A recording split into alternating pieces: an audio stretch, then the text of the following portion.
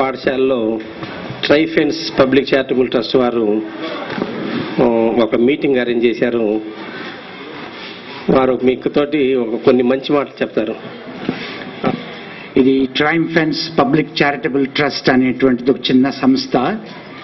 ఇది పెద్దవాళ్ళకి, ముసలి వాళ్ళకి తగినంత గౌరవం ఇవ్వాలి, సొసైటీలో వాళ్ళని ప్రేమ ఆదరాభిమానాలతో చూసుకోవాలి అనేటువంటి మెసేజ్ని స్ప్రెడ్ చేయాలి అనేటువంటి సంకల్పంతో మేము ప్రారంభించాం.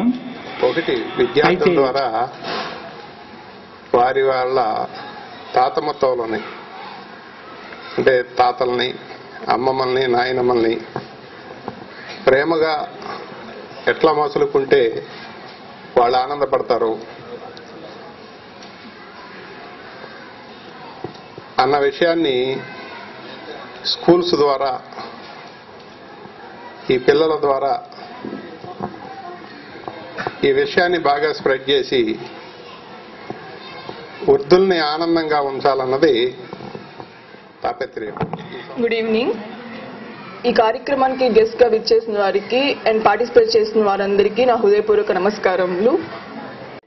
సో చిన్న ఏజ్ నుంచే పిల్లలు వారి యొక్క తాతయ్య, అమ్మమ్మ, నాయనమ్మలు వాళ్ళందరితో ఏ విధంగా ఇంటరాక్ట్ అయితే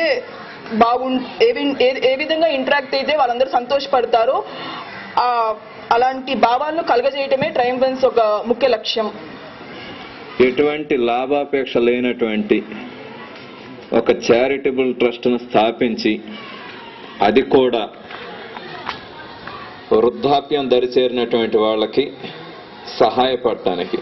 అయితే ఆ వయస్సు ఎవరికైనా వస్తుంది.